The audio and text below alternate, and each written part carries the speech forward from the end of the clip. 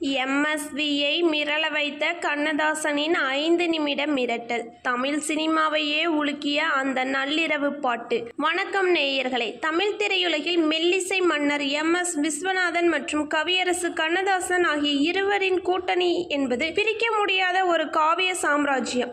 MSV மெட்டமைக்க Kannadasan சில நிமிடங்களிலேயே அதற்கு உலக தத்துவ வரிகளை எழுதிவிடுவார். அப்படி ஒரு முறை நள்ளிரவில் எம்.எஸ். விஸ்வநாதன் அவர்கள் போட்ட ஒரு கடினமான மெட்டை கண்ணதாசன் அவர்கள் வெறும் 5 நிமிடங்களில் எழுதி முடித்து ஒட்டுமொத்த படக்குழுவையும் மிரள வைத்த அந்த வரலாற்று ரகசியத்தை பற்றி இன்று பார்ப்போம்.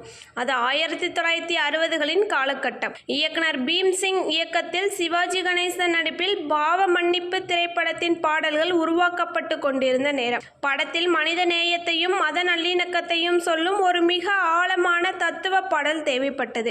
எம்.எஸ். விஸ்வநாதன் அவர்கள் ஒரு துள்ளலான அதே சமயம் உருக்கமான மெட்டை போட்டுவிட்டு, கவிஞரே, இந்த மெட்டுக்கு மிக எளிமையான ஆனால் உலக தத்துவத்தை சொல்லும் வரிகள் வேண்டும் என்று சவால் விட்டார். நள்ளிரவு 1 மணி இருக்கும்.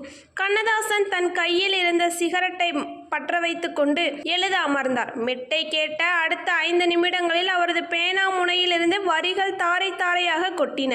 அதுதான்: மனிதன் மாறிவிட்டான், மதத்தில் ஏறிவிட்டான் என்று தொடங்கி, ஆணவம் பிடித்தவன் ஆட்டம் கொண்டான், அவனை கண்டு இறைவன் சிரித்து கொண்டான் என்ற வரிகள். வெறும் 5 நிமிடங்களில் கண்ணதாசன் எழுதிய அந்த வரிகளை பார்த்த எம்.எஸ். விஸ்வநாதன், கவிஞரே, நீங்கள் மனிதர் அல்ல, இறைவனின் தூதன் என்று மெய்மறந்து அவரது கைகளை கட்டி கொண்டார். படம் வெளியான போது அந்த பாடல் ஒட்டுமொத்த தமிழ்நாட்டையும் சிந்திக்க வைத்தது. கண்ணதாசனின் இந்த அசாத்திய புலமையை பற்றிய சுவாரஸ்யமான கதை உங்களுக்கு பிடித்திருந்தால் இந்த வீடியோவை லைக் பண்ணுங்க, நமது சேனலை சப்ஸ்கிரைப் பண்ணுங்க. நன்றி, வணக்கம்.